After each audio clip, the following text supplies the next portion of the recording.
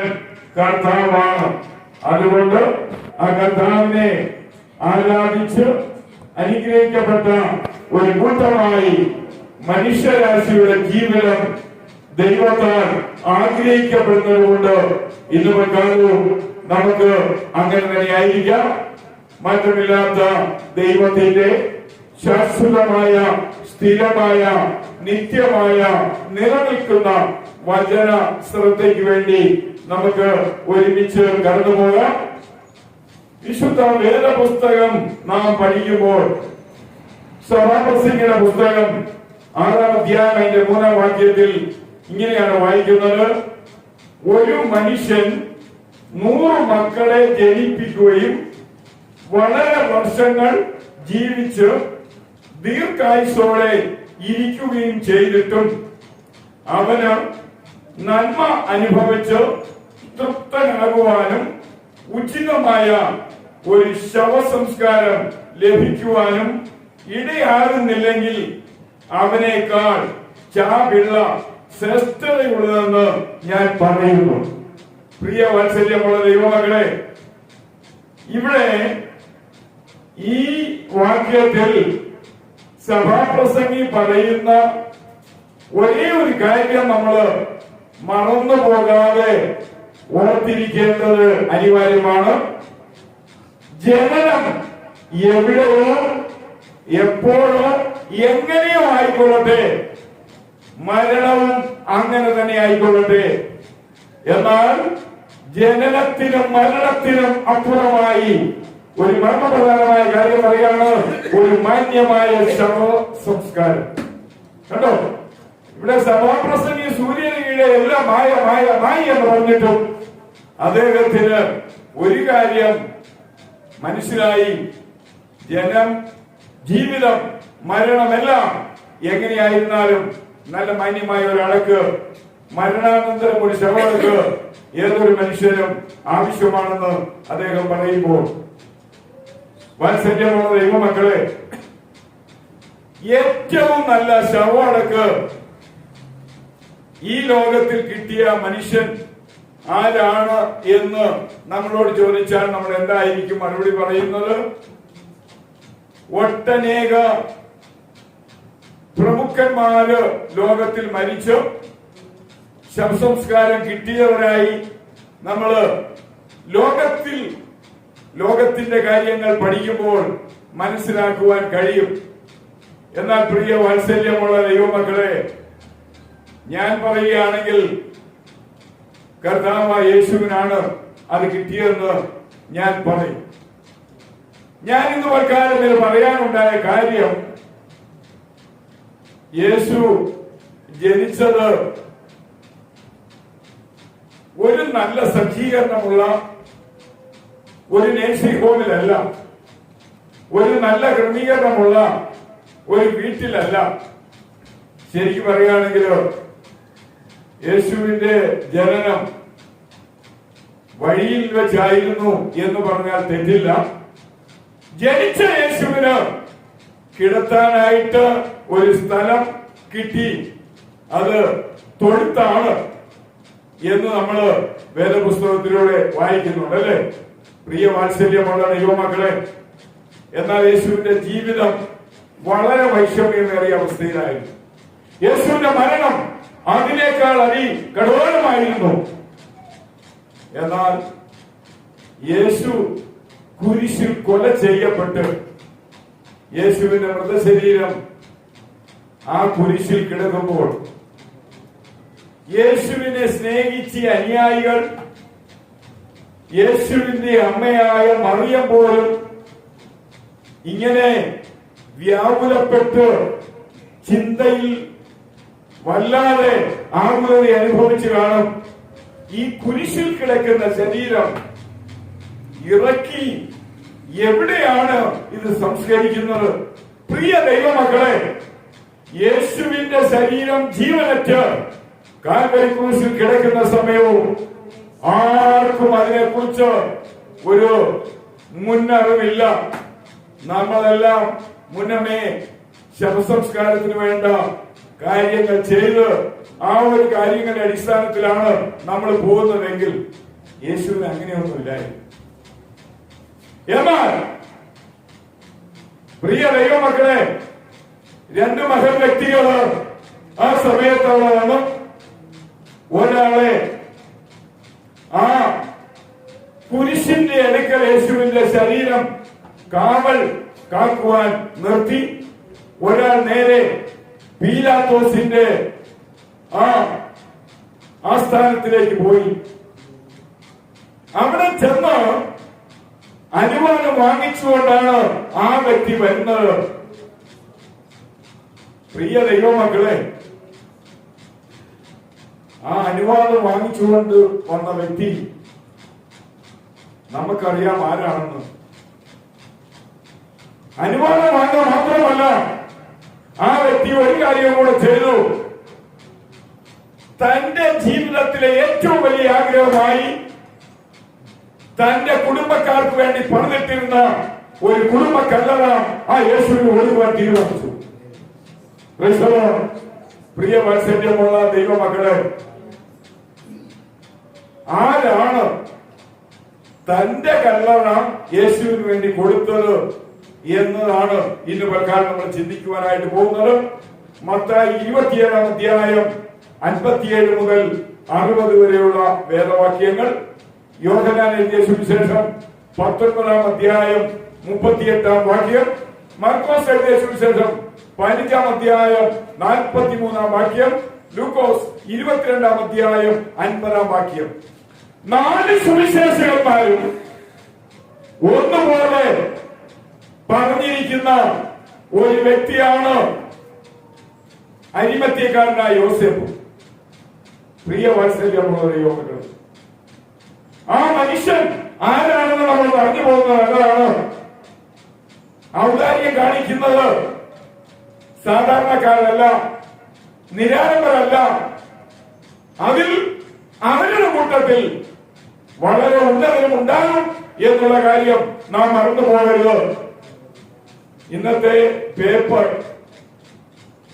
വായിച്ചാൽ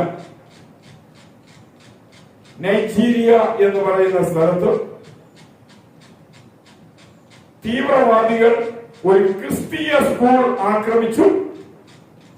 ആ സ്കൂളിന്റെ മുൻവശത്ത് നിന്ന് ഒരു സ്റ്റാച്ചു, ആ സ്റ്റാച്ചു വെടിവെച്ച് താഴെ കളഞ്ഞു എന്നാണ് ന്യൂസ്. 302 കുട്ടികളെ അവർ പിടിച്ചുകൊണ്ടുപോയി. പ്രിയ വാത്സല്യമുള്ള ദൈവമക്കളെ, ക്രൈസ്തവരായിരിക്കുന്നു എന്ന ഒറ്റ കാരണത്താലാണ് ഈ മനുഷ്യത്വരഹിതമായ നടപടി അവിടെ ഉണ്ടായതെങ്കിൽ ക്രൈസ്തവർക്ക് വേണ്ടി ഒരുവനുണ്ട്, അവൻ കർത്താവായ യേശുവാണ് എന്നുള്ള കാര്യം പ്രിയ ദൈവമക്കളെ നമ്മൾ മറക്കരുത്. എല്ലാവരും അകന്നു മാറുമ്പോൾ, എല്ലാവരും മുഖം തിരിക്കുമ്പോൾ, ആരും സംസാരിക്കാതിരിക്കുമ്പോൾ ചിലരെങ്കിലും ആ രംഗത്തേക്ക് കടന്നു വരും എന്ന കാര്യത്തിന് യാതൊരു വിധമായ തർക്കവുമില്ല. 3 വർഷക്കാലം യേശുവിന്റെ കൂടെ നടന്നിട്ടില്ല. യേശുവിൽ നിന്ന് കൂടുതലൊന്നും വാങ്ങിക്കുകയോ സ്വീകരിക്കുകയോ നേടുകയോ ചെയ്തിട്ടില്ല. ഒരു ദിവസം യേശുവിനെ കണ്ട പരിചയം മാത്രമേ ഉള്ളൂ. പ്രിയ വാത്സല്യമുള്ള ദൈവമക്കളെ, യേശുവിനോട് നമുക്ക് കടപ്പാടുണ്ടാകണമെന്ന് പറഞ്ഞാൽ അതിന് ദൈർഘ്യം ഉണ്ടാകണമെന്ന് അർത്ഥമില്ല. ഒരു സമയം യേശുവിനെ കണ്ടതേ ഉള്ളൂ, പക്ഷേ യേശുവിനെ ആ മനുഷ്യൻ ഇഷ്ടപ്പെട്ടു പോയി. യേശുവിനെ ആ മനുഷ്യന് ബോധിച്ചു പോയി. യേശുവിനെ ആ മനുഷ്യന് നല്ല താല്പര്യമുണ്ടായി. തന്റെ ജീവിതത്തിൽ യേശുവിനെ ആ മനുഷ്യൻ മറന്നിട്ടില്ല. പ്രിയ വാത്സല്യമുള്ള ദൈവമക്കളെ, ഒരു പ്രാവശ്യത്തെ കൂടിക്കാഴ്ചയിൽ യേശുവിനെ മറക്കാതെ, യേശുവിനെ ഉള്ളിൽ സ്വീകരിച്ച്, ഉള്ളിൽ സ്നേഹിച്ച്, ഉള്ളിൽ താലോലിച്ച്, ഉള്ളിൽ കരുതി തന്റെ ജീവിതവുമായി മുന്നോട്ട് പോയ മനുഷ്യൻ ആരോരുമില്ലാത്ത സമയം യേശുവിന്റെ കുരിശിന്റെ അടുക്കൽ വരികയാണ്. ആ മനുഷ്യനെ കുറിച്ച് ബൈബിളിൽ നമ്മൾ വായിക്കുന്നു, ഹോണറബിൾ കൗൺസിലർ. അവൻ ഒരു രാജകീയ മന്ത്രി എന്ന നിലയിൽ അത്രമാത്രം ഉന്നതനായ ഒരു വ്യക്തിയാണ്, ബഹുമാന്യനായ ഒരു വ്യക്തിയാണ്, ആദരണീയനായ ഒരു വ്യക്തിയാണ്. അവിവേകിയല്ല, ബുദ്ധിശൂന്യനല്ല. പ്രിയ ദൈവമക്കളെ, ആ വാക്ക് കേൾക്കുമ്പോൾ തന്നെ നമുക്ക് മനസ്സിലാകും. ഹോണറബിൾ കൗൺസിലർ, അത്ഭുതവാനായ ഒരു മനുഷ്യനാണ്, ഔന്നത്യമുള്ള ഒരു മനുഷ്യനാണ്, അംഗീകാരമുള്ള ഒരു മനുഷ്യനാണ്, ആദരവുള്ള ഒരു മനുഷ്യനാണ്, ആദരണീയനായ ഒരു മനുഷ്യനാണ്, വലിയ ഉന്നത സ്ഥാനത്തിരിക്കുന്ന ഒരു വ്യക്തിയാണ്. മർക്കോസ് 15-ാം അധ്യായം അതിന്റെ 43-ാം വാക്യത്തിൽ ആ വ്യക്തിയെ കുറിച്ച് നമ്മൾ ആദ്യമായി വായിക്കുകയാണ്. മർക്കോസ് എഴുതിയ സുവിശേഷം 15-ാം അധ്യായം അതിന്റെ 43-ാം വാക്യത്തിൽ ഇങ്ങനെയാണ് നമ്മൾ വായിക്കുന്നത്. പ്രിയ വാത്സല്യമുള്ള ദൈവമക്കളെ, നമ്മുടെ ജീവിതത്തിൽ ആ മനുഷ്യനെ നമ്മൾ ഒന്ന് അറിയുന്നത് നല്ലതാണ് എന്ന് കർത്താവിന്റെ നാമത്തിൽ ഞാൻ ഓർപ്പിക്കട്ടെ. മലയാളത്തിൽ ഇങ്ങനെയാണ് എഴുതിയിരിക്കുന്നത്: ശ്രേഷ്ഠ മന്ത്രിയും ദൈവരാജ്യത്തെ കാത്തിരുന്നവനുമായ അരിമത്തിയിലെ യോസേഫ് ചെന്നു. അതിന്റെ മുൻപിൽ ഒരു വാക്യമുണ്ട്, ധൈര്യത്തോടെ ചെന്നു. ആമേൻ. പ്രിയ വാത്സല്യമുള്ള ദൈവമക്കളെ, ആരുടെയും വക്കാലത്ത് തനിക്ക് ആവശ്യമില്ല, ആരുടെയും ശിപാർശ തനിക്ക് ആവശ്യമില്ല, ആരുടെയും റെക്കമെൻഡ് തനിക്ക് ആവശ്യമില്ല. ആ വാക്കാണ് നമ്മൾ മറക്കാതെ ഓർക്കേണ്ടത്. അവൻ ധൈര്യത്തോടെ ആരുടെ അടുക്കിലേക്കാണ് ചെല്ലുന്നത്? പാലസ്തീൻ ഗവർണറായ പീലാത്തോസിന്റെ അടുക്കിലേക്ക് ചെല്ലുകയാണ്. ഇന്ന് വൽക്കാലം എന്നെ കേൾക്കുന്ന വാത്സല്യമുള്ള ദൈവമക്കളെ, നമ്മുടെ ഈ ലോകത്തിൽ വിശുദ്ധന്മാര് പീഡിപ്പിക്കപ്പെടുമ്പോൾ, ക്രൈസ്തവർ നിഷ്ഠൂരം നശിപ്പിക്കപ്പെടുമ്പോൾ, പ്രിയ ദൈവമക്കളെ, അത് മാത്രമല്ല, ഭീഷണിയുടെ മുൻപിൽ യേശുവിനെ ത്യജിച്ചു കളയുന്നവരും ഉണ്ട്. നിങ്ങൾ ആ ന്യൂസ് കണ്ടോ എന്ന് എനിക്കറിയില്ല. ഇന്നലെ ആണ് ആ ന്യൂസ് ഞാൻ കാണുന്നത്. ഹരിയാനയിൽ ഒരു കൂട്ടം ദൈവദാസന്മാരെ, അതിനെതിരുള്ള അവരുടെ പേര് ഞാൻ പറയുന്നില്ല, അവര് പിടിച്ചിങ്ങനെ നിർത്തിയിരിക്കുന്നു. എന്നിട്ട് അവരോട് പറഞ്ഞ് നിങ്ങളുടെ കയ്യിലിരിക്കുന്ന വേദപുസ്തകം മുഴുവൻ ഇവിടേക്ക് എറിയണം. എന്നിട്ട് അവരെ കൊണ്ട് അവരുടെ കയ്യിലേക്ക് പെട്രോൾ ബോട്ടിൽ കൊടുത്ത് അവരെ കൊണ്ട് ഒഴിപ്പിച്ച് അവരെ കൊണ്ട് തീ കത്തിപ്പിക്കുന്നു. കണ്ടിട്ട് ബോധക്കേടുണ്ടാകാൻ തക്കവണ്ണം കാഠിന്യമുള്ള ഒന്നാണ്. പ്രിയ വാത്സല്യമുള്ള ദൈവമക്കളെ, വിശ്വാസം പലപ്പോഴും ഇങ്ങനെ ആയിത്തീരും, വിശ്വാസം പലപ്പോഴും ഇങ്ങനെ ദുർബലമായിത്തീരും. അത് ചെയ്യാൻ തയ്യാറില്ലാത്ത ഒരു മനുഷ്യൻ ആ കൂട്ടത്തിൽ ഇല്ലാതെ പോയല്ലോ എന്ന് ഞാൻ ഓർക്കുകയാണ്. അങ്ങനെയുള്ള ലോകത്ത് നമ്മൾ ജീവിക്കുമ്പോൾ ന്യായമായി പ്രതികരിച്ചില്ല എങ്കിൽ, ന്യായമായി എതിർത്തില്ല എങ്കിൽ മുന്നോട്ട് നമ്മുടെ നിലനിൽപ്പ് തന്നെ അപകടകരമായിരിക്കുമെന്ന് കർത്താവിന്റെ നാമത്തിൽ ഞാൻ ഓർപ്പിക്കുക. മൂന്നാം വർഷക്കാരൻ യേശുവിൽ നിന്ന് ഒത്തിരി ഗുണങ്ങൾ അനുഭവിച്ച ആരും തന്നെ യേശു കുരിശിൽ കിടക്കുമ്പോൾ അവിടെ ഒരു സഹായത്തിന് ചെന്നില്ല, ചെയ്യാൻ അവർക്ക് സാധിക്കത്തുമില്ല എന്ന് വിചാരിച്ചു. എന്നാൽ അധികാരമുള്ളവൻ, കഴിവുള്ളവൻ, സ്വാധീനമുള്ളവൻ പീലാത്തോസിന്റെ അടുക്കൽ ചെന്നു. പീലാത്തോസിനോട് പറഞ്ഞു, എന്താണ് പറഞ്ഞത് നമുക്കറിയില്ല. അദ്ദേഹം അധികാരവും വാങ്ങി പീലാത്തോസിന്റെ അടുക്കൽ നിന്ന് കുരിശിന്റെ അടുക്കിലേക്ക് വന്ന് ആ ശരീരം കുരിശിൽ നിന്ന് താഴെ ഇറക്കുകയാണ്.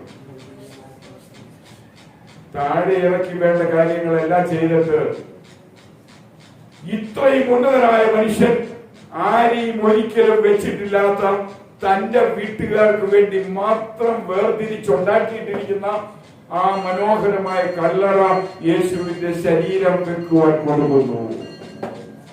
പ്രിയ ദൈവമക്കളെ, ഇന്നൊക്കെ ഞാൻ പറയട്ടെ, യേശുവിന്റെ വലിപ്പം അരിമത്യക്കാരന്റെ യോസേപ്പിന് അറിയാമെങ്കിൽ ക്രൈസ്തവർക്ക് അറിയാതെ പോവുകയാണ്.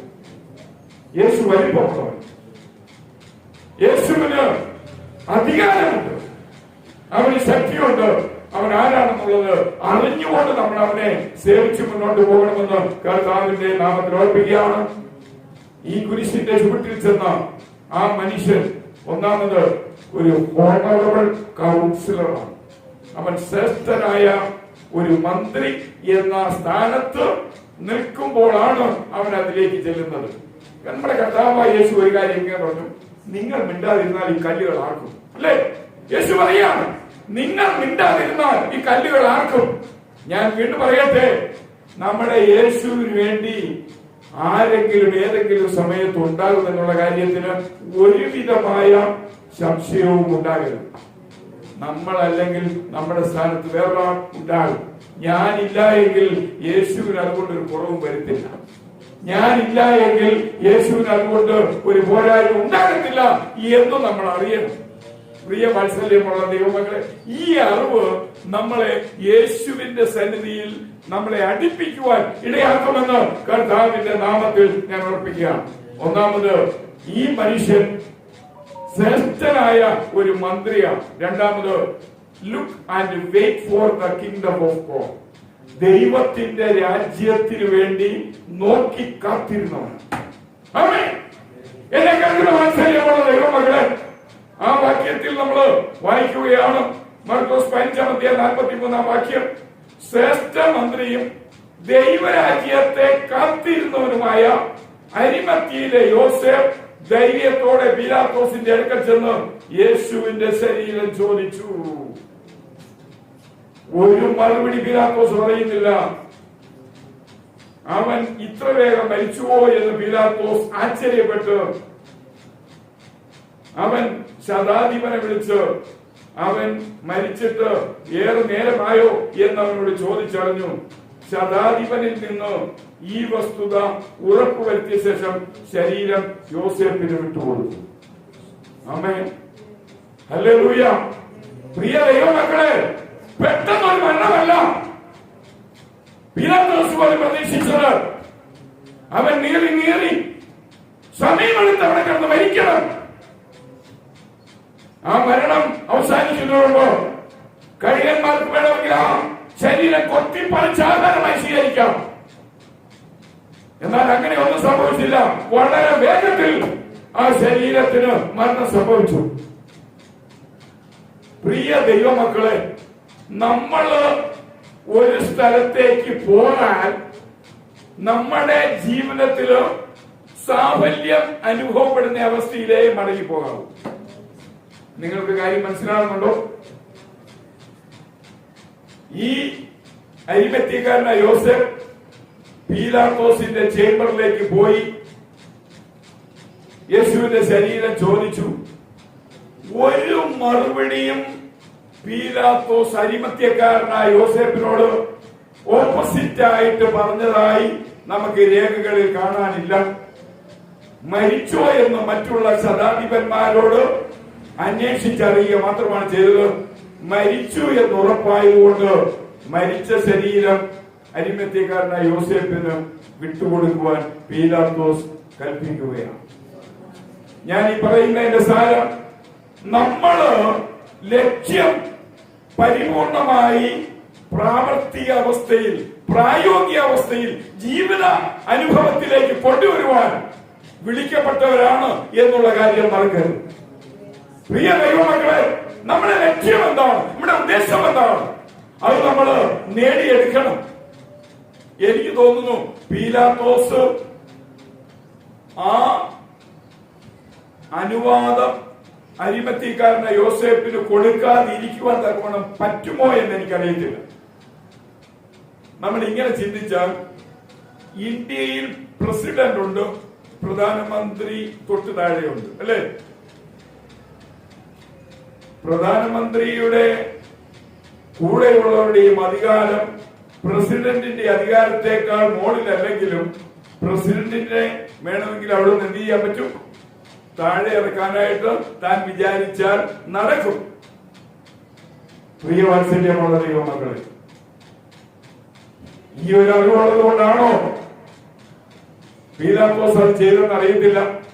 ചോദിച്ച വ്യക്തി ആരാണെന്ന് പീലാത്തോസിന് മനസ്സിലായിട്ടുണ്ടായിരിക്കുമെന്ന് ഞാൻ നിരൂപിക്കുകയാണ്. ഒരു ശ്രേഷ്ഠ മന്ത്രി യേശുവിന്റെ ശരീരം ചോദിക്കുമ്പോൾ യേശു ആരാണെന്ന് ഒരുപക്ഷെ പീലാത്തോസിന് അറിവുണ്ടായി കാണും. പ്രിയ ദൈവമക്കളെ, നമ്മുടെ ലക്ഷ്യം നേടിയേ നമ്മൾ പുറകോട്ട് പോകാവൂ. നമ്മൾ ലക്ഷ്യം നേടാതെ ഒരിക്കലും നമ്മൾ പുറകോട്ട് പോകരുതെന്ന് കർത്താവിന്റെ നാമത്തിൽ ഓർപ്പിക്കുകയാണ്. ഈ അരിമത്യക്കാരനായ യോസേഫ് ശ്രേഷ്ഠനായ ഒരു മന്ത്രിയാണ്. ദൈവരാജ്യം നോക്കി കാത്തിരുന്നവനാണ്. ആമേൻ. നമ്മുടെ ജീവിതത്തിലെ ലക്ഷ്യം അതാണ്. നാം ദൈവരാജ്യത്തിന് വേണ്ടി കാത്തിരിക്കുന്നവരാണ്. ഒരിക്കൽ ഈ ലോകം, ഈ രാജ്യം നമ്മളെ തള്ളിക്കളയും. എന്നാൽ ഒരിക്കലും തള്ളിക്കളയാത്ത ഒരു രാജ്യം, ആ രാജ്യത്തിന് വേണ്ടി നമ്മൾ കാത്തിരുന്നാൽ ആ രാജ്യം നമ്മളെ ആദരിക്കുമെന്ന് കർത്താവിന്റെ നാമത്തിൽ ഞാൻ ഓർപ്പിക്കുകയാണ്. മറ്റൊരിടത്തും ഈ അരിമത്യക്കാരനെ യോസേഫിനെ കുറിച്ച് യാതൊന്നും കൂടുതലായിട്ട് കാണാൻ സാധിക്കുന്നില്ല. എങ്കിലും അദ്ദേഹത്തിന്റെ അവകാശം കിട്ടിക്കാണുമെന്ന് നമ്മൾ വിശ്വസിച്ചാൽ തെറ്റില്ല. ദൈവരാജ്യത്തെ കാത്തിരുന്ന വ്യക്തിയാണ് രണ്ടാമത് ഈ അരിമത്യക്കാരനായ യോസേഫ്. പ്രിയ വാത്സല്യമുള്ള ദൈവമക്കളെ, ലൂക്കോസ് 2-ാം അധ്യായം 25 മുതൽ 35 വരെ നമ്മൾ വായിച്ചാൽ ശിമയോൻ എന്ന ഒരാളെ കുറിച്ച് നമുക്ക് കാണുവാൻ സാധിക്കുന്നു. ലൂക്കോസിന്റെ സുവിശേഷം 2-ാം അധ്യായം അതിന്റെ 25 മുതൽ 35 വരെയുള്ള വാക്യങ്ങൾ നമ്മൾ വായിക്കുമ്പോൾ യെരുശലേമിൽ ശിമിയോൻ എന്ന് പേരുള്ള ഒരു മനുഷ്യനുണ്ടായിരുന്നു. ഈ മനുഷ്യൻ നീതിമാനും ഇസ്രായേലിന്റെ ആശ്വാസത്തിനായി കാത്തിരുന്നവനുമായിരുന്നു. പരിശുദ്ധാത്മാവ് അവന്റെ മേലുണ്ടായിരുന്നു.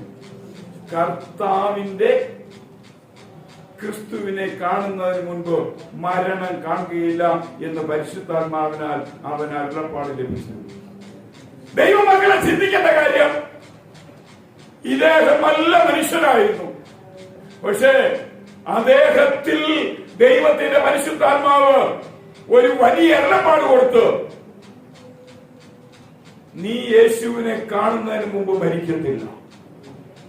ആമേൻ. പ്രിയ വാത്സല്യമുള്ള ദൈവമക്കളെ, ഒരു മനുഷ്യന്റെ ജീവിതത്തിലെ തീരുമാനം ഇതായിരിക്കട്ടെ: എന്റെ ജീവിതത്തിൽ ഞാൻ യേശുവിനെ കണ്ടിട്ടല്ലാതെ ഈ ഭൂമിയിൽ നിന്ന് വിടവാങ്ങത്തില്ല. ഈ വലിയ മനുഷ്യൻ ആത്മാവിന്റെ ദൈവം കിട്ടി പറയാണ്, കർത്താവായ യേശുവിനെ കണ്ടിട്ടല്ലാതെ ഞാൻ മരണത്തിലേക്ക് പോകത്തില്ല. ഹല്ലേലൂയ. അതുകൊണ്ടാണ് ദൈവമക്കളോട് ദൈവദാസന്മാർ, ദൈവത്തിന്റെ പ്രഘോഷകന്മാർ ഈ ലോകത്തിലുള്ളവരോട് ഒന്നുപോലെ പറയുന്നത്: നീ ദൈവത്തെ കണ്ടുമുട്ടേണം, നീ കർത്താവിനെ കണ്ടുമുട്ടേണം, നീ യേശുവിനെ കണ്ടുമുട്ടേണം, നീ അവനെ പ്രാപിക്കണം എന്ന് പറയുന്നത്. പ്രിയ ദൈവമക്കളെ, നമ്മൾ ജീവിച്ചിരിക്കുമ്പോൾ അത് നമ്മുടെ ജീവിതത്തിൽ അനിവാര്യമാണ്. മരണത്തിന് മുൻപ് യേശുവിനെ കാണണം. ഈ ഒരു വാക്യം നിങ്ങൾ മറക്കരുത്. കണ്ടോ, ഞാൻ മരിക്കുന്നതിനും യേശുവിനെ കണ്ടിട്ടേ മരിക്കുകയുള്ളൂ എന്ന് ദൈവത്തിന്റെ പരിശുദ്ധാത്മാവ് എന്നോട് പറഞ്ഞു വെക്കും. പ്രിയ ദൈവമക്കളെ, അത് നമ്മുടെ ജീവിതത്തിലെ ഏറ്റവും വലിയൊരു ഭാഗ്യമാണ്. ഇദ്ദേഹം ഒരു ശ്രേഷ്ഠ മന്ത്രിയായിരുന്നു. രണ്ടാമത് ദൈവരാജ്യം നോക്കി ക്ഷമയോടെ കാത്തിരുന്നവരാണ്. അത് മാത്രമല്ല, ഗുഡ് ആൻഡ് ജസ്റ്റിനെ, നല്ലവനും നീതിമാനുമായിരുന്നു. ലൂക്കോസ് 23-ാം അധ്യായം 50-51 വാക്യങ്ങൾ വായിക്കുമ്പോൾ, ലൂക്കോസിന്റെ സുവിശേഷം 23-ാം അധ്യായം അതിന്റെ 50-51 വാക്യങ്ങൾ നമ്മൾ വായിക്കുമ്പോൾ അവിടെ ഇങ്ങനെയാണ് വായിക്കുന്നത്: അരിമത്യ എന്ന ഒരു യഹൂദ പട്ടണത്തിൽ നല്ലവനും നീതിമാനും ദൈവരാജ്യത്തെ കാത്തിരുന്നവനുമായ യോസേഫ് എന്നു പേരുള്ള ഒരു മന്ത്രി ഉണ്ടായിരുന്നു. അവൻ അവരുടെ ആലോചനയ്ക്കും പ്രവൃത്തിക്കും അനുകൂലം അല്ലായിരുന്നു. ദൈവമക്കളെ, ഞാൻ ഓർപ്പിക്കട്ടെ, നിങ്ങൾ ഈ വാക്ക് നല്ലപോലെ ശ്രദ്ധിക്കണം. ഇദ്ദേഹം യഹൂദനായിരുന്നു, നല്ലവനായിരുന്നു, നേരുള്ളവനായിരുന്നു. എന്നാൽ തന്റെ കൂട്ടത്തിൽപ്പെട്ട യഹൂദന്മാരുടെ കൊള്ളരുതാത്ത ആലോചനയ്ക്ക് ഇയാൾ കൂട്ടുനിന്നില്ല എന്നിവിടെ വായിക്കുകയാണ്. കണ്ടോ, അവൻ അവരുടെ ആലോചനയ്ക്കും പ്രവൃത്തിക്കും അനുകൂലം അല്ലായിരുന്നു. നമ്മുടെ ജീവിതത്തിൽ അങ്ങനെയായിരിക്കണം. ആത്മീയരാണെന്ന് പറഞ്ഞു, ദൈവമക്കളാണെന്ന് പറഞ്ഞു, എല്ലാറ്റിനും കൂട്ടു നിൽക്കാൻ പാടില്ല, അല്ലേ? പ്രിയ ദൈവമക്കളെ, ഞാൻ ദൈവമകനാണ്, എന്നോട് കൂടെയുള്ള ഒരു ദൈവമകനോ ദൈവമകളോ യോഗ്യമല്ലാത്ത ആലോചനയ്ക്ക് എന്നെ വിളിച്ചാൽ ഞാൻ അതിൽ ഒഴിഞ്ഞു മാറേണ്ട ആത്മീയനാണ്. ആമേൻ. എല്ലാറ്റിനും കൂടാൻ പറ്റത്തില്ല. പലപ്പോഴും ഈ ലോകത്തിൽ സഭകളിൽ ഉണ്ടാകുന്ന പ്രശ്നം ഇത് കാരണമാണ്. സഭയിൽ ഭിന്നതകൾ, സഭയിൽ ചേരിതിരിവുകൾ, സഭയിൽ കൂട്ടായ്മ ഇല്ലായ്മ, സഭയിൽ പക്ഷങ്ങൾ. പൗലോസിന്റെ കാലത്ത് പോലും ഇതുണ്ടായിരുന്നു. എന്തുകൊണ്ടാണെന്ന് അറിയാമോ? എല്ലാവരും സഭാജനമാണ്, പക്ഷേ നല്ലതിന് മാത്രമേ കൂട്ടുനിൽക്കാവൂ. ഞാൻ ഒരു ദൈവവൈദ്യരായതുകൊണ്ട് ഒരു ദൈവവൈദ്യനോട് പറയുന്ന എല്ലാറ്റിനും ഞാൻ കൂട്ടുനിൽക്കരുത്, തുണയ്ക്കരുത്. ആമേൻ. പ്രിയ വാത്സല്യമുള്ള ദൈവമക്കളെ, അവൻ അവരുടെ ആലോചനയ്ക്കും പ്രവൃത്തിക്കും അനുകൂലമല്ലായിരുന്നു. അവരെ കുറിച്ച് കൂടുതലൊന്നും ബൈബിളിൽ പറയുന്നില്ല. ബൈബിളിൽ 4 സുവിശേഷത്തിൽ നിറഞ്ഞു നിൽക്കുന്നു അരിമത്യക്കാരനായ യോസേഫ്. ആമേൻ. പ്രിയ വാത്സല്യമുള്ള ദൈവമക്കളെ, നശിച്ചു പോകുന്നവരുടെ കൂട്ടത്തിൽ നമ്മൾ ഒരിക്കലും പെടരുത്. നന്നായി പോകുന്നവരുടെ കൂട്ടത്തിലേ നമ്മൾ പെടാവൂ. താഴ്ചയിലേക്ക് പോകുന്നവരുടെ കൂട്ടത്തിൽ നമ്മൾ പെടരുത്. ഉയർച്ചയിലേക്ക് പോകുന്നവരുടെ കൂട്ടത്തിലേ നമ്മൾ പെടാവൂ. തിന്മയിലേക്ക് പോകുന്നവരുടെ കൂട്ടത്തിൽ നമ്മൾ പെടരുത്. നന്മയിലേക്ക് ഉയർന്നു പോകുന്നവരുടെ കൂട്ടത്തിലെ നമ്മൾ കാണാവൂ. ഈ അരിമത്യക്കാരനായ യോസേഫ് ശ്രേഷ്ഠ മന്ത്രിയായിരുന്നു.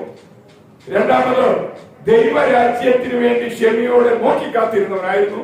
മൂന്നാമത് നല്ലവനും നേരുള്ളവനും നീതിമാനും ആയിരുന്നു. അദ്ദേഹത്തെ കുറിച്ച് 4 നമ്മൾ നോക്കുമ്പോൾ സീക്രട്ട് ഡിസൈപ്പിൾ, ഒരു രഹസ്യ ശിഷ്യനായിരുന്നു.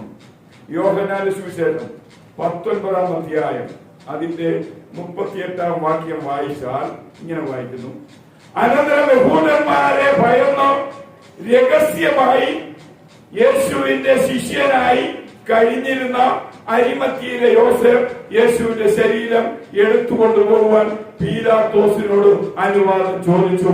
പീലാത്തോസ് അനുവദിച്ചതിനാൽ അവൻ വന്ന് അവന്റെ ശരീരം എടുത്തു. കേട്ടോ, പരസ്യമായി ഒരു യേശുവിന്റെ അനുയായി എന്ന് പറഞ്ഞാൽ പലവിധമായ ഭീഷണി, നാശങ്ങൾ ഉണ്ടായിക്കൊണ്ടിരുന്നപ്പോൾ രഹസ്യമായി ജീവിച്ചെങ്കിലും വിശ്വാസം കൈവിട്ടിട്ടില്ല.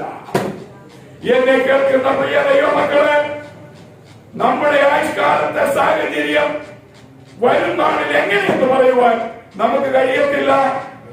പ്രതിഷേധാർഹമെങ്കിൽ, പ്രതികൂലം നിറയുന്നതെങ്കിൽ ഞാൻ നിങ്ങളോട് പറയട്ടെ, അകത്തെ വിശ്വാസത്തെ വിലയ്ക്ക് വിൽക്കാതിരിക്കുക, ഉള്ളിലെ വിശ്വാസത്തെ നശിപ്പിക്കാതിരിക്കുക, ഉള്ളിലെ വിശ്വാസത്തെ ഒരിക്കലും നിർജീവമാക്കാതിരിക്കുക. പരസ്യമായി പലപ്പോഴും പല കാര്യത്തിലും പ്രത്യക്ഷപ്പെടാൻ കഴിഞ്ഞില്ല എന്ന് വന്നേക്കാം, പക്ഷെ രഹസ്യത്തിലെങ്കിലും അതുണ്ടാകും. ദൈവമക്കളെ ഞാൻ പറയട്ടെ, ആ ഹരിയാനായി അവനെ വിളിച്ചു പറഞ്ഞു. അവരുടെ വാക്കുകൾ ഈ ദൈവമക്കൾ, ദൈവദാസന്മാര് ഈ വേദപുസ്തകം നിലത്തോട്ടെറിയുകയാണ്. അതിന്റെ മേൽ അവരുടെ കയ്യിൽ നിന്ന് പെട്രോൾ വാങ്ങിച്ചൊഴിച്ച് തീ കത്തിക്കുകയാണ്. അല്പത്തിൽ വിശ്വസ്തൻ, അധികത്തിൽ വിചാരകനാണ്. നാളെ നമുക്ക് ഇങ്ങനത്തെ ഒരു അനുഭവം ഉണ്ടായാൽ, പ്രിയ വാത്സല്യമുള്ള ദൈവമക്കളെ, നമ്മുടെ പ്രതികരണം എന്തായിരിക്കും? നമ്മുടെ യേശുവിനെ തള്ളിക്കളയും, നമ്മുടെ യേശുവിനെ ത്യജിക്കും. തൽക്കാലം രക്ഷപ്പെടാനായിട്ട് നമ്മൾ യേശുവിനെ നിരാകരിക്കാൻ ശ്രമിക്കരുത്. അതുകൊണ്ട് വിശ്വാസികൾക്ക് ഞാൻ വീണ്ടും പറയട്ടെ, നമ്മൾ വിശ്വാസികളാണെന്ന് പറഞ്ഞ് ഒരുത്തൻ നമ്മളെ ഉപദ്രവിക്കാൻ വന്നാൽ ഇങ്ങനെയൊന്നും നിന്നു കൊടുക്കേണ്ട ആവശ്യമൊന്നുമില്ല കേട്ടോ. മൈക്കിൽ കൂടെ പറയാൻ പ്രയാസമുണ്ട്. ഞാൻ നിങ്ങളോട് പറയട്ടെ, ഞങ്ങൾ തിരുവനന്തപുരത്തായിരുന്നപ്പോഴത്തേക്ക് ഞങ്ങള് ഒരു RSSകാരനായ ഒരു നായരുടെ വീട്ടിൽ വാടകയിൽ താമസിച്ചു. നെടുമങ്ങാട് അടുത്താണ്. അപ്പൊ നെടുമങ്ങാട് ഭയങ്കര RSSന്റെ കേന്ദ്രമാണ്. അപ്പൊ ആ വീട്ടിലെ പയ്യൻ എന്ത് ന്യൂസ് കിട്ടിയാലും എന്ന് പറയും. അപ്പം മാസ്റ്ററെ ബൈക്കിൽ പോകുന്ന സൂക്ഷിക്കണം, ബൈക്ക് തടഞ്ഞ് മാസ്റ്ററുടെ കൈയും കാലും അവർ വെട്ടുമെന്ന് പറഞ്ഞിട്ടുണ്ടെന്ന് ആണ് പറഞ്ഞു. ഞാൻ പറഞ്ഞു, നീ ഇങ്ങനെയൊക്കെ പോയി പറഞ്ഞിരുന്നില്ലോ, അതെ എന്റെ ബൈക്ക് തടയാൻ പറ്റുന്ന മണ്ടയ്ക്ക് പോകുന്ന പ്രവണത എനിക്കുള്ളതെന്ന് ഞങ്ങളോട് പറഞ്ഞേക്കാൻ പറഞ്ഞു. ഞങ്ങൾ പോരുന്നവരെ ഒരുത്തരും ഞങ്ങളുടെ ബൈക്ക് തടഞ്ഞിട്ടുണ്ട്. അപ്പൊ നമ്മൾ പേടിച്ചിട്ട് മാർത്തിക്കറിയില്ല. അതുകൊണ്ട് പ്രിയ വാത്സല്യമുള്ളത്. അത് കഴിഞ്ഞ് ഞങ്ങൾ നെടുമങ്ങാട് പേരുക്കടയിലേക്ക് സാധനം കയറ്റി പോരുമ്പോൾ ലാസ്റ്റ് മുന്നറിയിപ്പ് രാത്രി 1 മണിയായപ്പോ ഞങ്ങളുടെ വണ്ടി 1 മണിക്ക് ശേഷമാണ് ലോഡുമായിട്ട് വണ്ടി വരുന്നത്. രാത്രി വണ്ടി തടയുന്നു. ഞാൻ ഈ നാഷണൽ ഗവൺമെന്റിൽ ഓടിയ സാധനം കെട്ടിയായിരുന്നു. മുന്നേ ഒരു ബൈക്കിൽ എസ്കോർട്ടായിട്ട് തിരുവനന്തപുരം സിറ്റിയിലേക്ക് ഒരു 20 കിലോമീറ്ററോളം വന്ന് ഒരുത്തിനും എന്നെ തടഞ്ഞായിട്ട് കാണുന്നില്ല. പക്ഷെ നമ്മൾ പേടിച്ച് ഈ വണ്ടി വിട്ടേച്ച് നമ്മളെവിടെയെങ്കിലും ഒതുങ്ങിയിരുന്ന. അതുകൊണ്ട് ദൈവമക്കളെ ഞാൻ പറയട്ടെ, നമ്മൾ ദൈവമക്കളാണെന്ന് പറഞ്ഞുകൊണ്ട് ഒരുത്തിന് അടിക്കാൻ വന്നാൽ കൈയിട്ടെന്ന് പോകേണ്ട ആവശ്യമില്ല. ശരീരം നമ്മുടെ ആയതുകൊണ്ട് പൗലോസ് പറയുന്ന പോലെ അല്പം ശരീരാഭ്യാസവും പറയാനുള്ളതാണെന്ന് പറഞ്ഞിരിക്കുന്നത് കൊണ്ട് നമ്മൾ പ്രതിരോധിക്കേണ്ടവർക്ക് പ്രതിരോധിക്കണം, അല്ലേ? അതുകൊണ്ട് പ്രിയ വാത്സല്യമുള്ള ദൈവമക്കളെ, ഈ ഹരിയാനയിൽ നടന്ന സംഭവത്തിൽ എന്താണ് പറ്റിയെന്ന് പോലും നമുക്ക് അറിയുന്നില്ല. മുന്നോട്ടുള്ള കാലഘട്ടങ്ങൾ ഇതിനേക്കാൾ അപകടകരമായിരിക്കുമെന്ന് ഓർപ്പിക്കട്ടെ. ഈ അരിമത്യക്കാരനായ യോസേഫ് ഒരു രഹസ്യ ശിഷ്യനായിരുന്നു. അദ്ദേഹം ദൈവരാജ്യം നോക്കി ക്ഷമയോടെ കാത്തിരുന്ന വ്യക്തിയായിരുന്നു. നല്ലവനും നേരുള്ളവനും നീതിമാനുമായിരുന്നു. ശ്രേഷ്ഠ മന്ത്രിയായിരുന്നു. ഒരു കാര്യം കൂടി ഞാൻ ഓർമ്മിക്കട്ടെ, ബെക്ത ബോഡി, യേശുവിന്റെ ശരീരം അദ്ദേഹം എടുത്തുകൊണ്ടുപോയി. മത്തായി 27:58 പീലാത്തോസിന്റെ അടുക്കൽ നിന്ന് അനുവാദം ചോദിച്ചു, ആ ശരീരം എടുത്തുകൊണ്ടുപോയി. നിങ്ങളോട് ഞാൻ ഒരു സത്യം പറയട്ടെ, നമ്മൾ ചിന്തിക്കാൻ പ്രയാസമുണ്ട്. പലരും ഇവിടെ ഇരിക്കുന്ന മുഴുവൻ പേര് ശവക്കോട്ടയിൽ പോയിട്ടുള്ളവരാണ്, അല്ലെ? പോകാത്തവരാരെങ്കിലും ഉണ്ട്? ശവക്ക് നടത്തിയിട്ടുള്ളവരാണ്. ഒരു ശവപ്പെട്ടിയിൽ ബോഡി വെച്ചിട്ട് അതിന്റെ രണ്ടറ്റത്തു നിന്നും മാറ്റി ഒത്ത മധ്യഭാഗത്തിന്റെ 2 പാർശ്വങ്ങളിലായിട്ട് കയറിട്ടേച്ച് 2 സൈഡിലും എത്ര പേര് നിന്നിട്ടാണ് ആ ശവപ്പെട്ടി താഴോട്ട് ഇറക്കുന്നത് നമുക്കൊന്നും അറിയാമല്ലോ.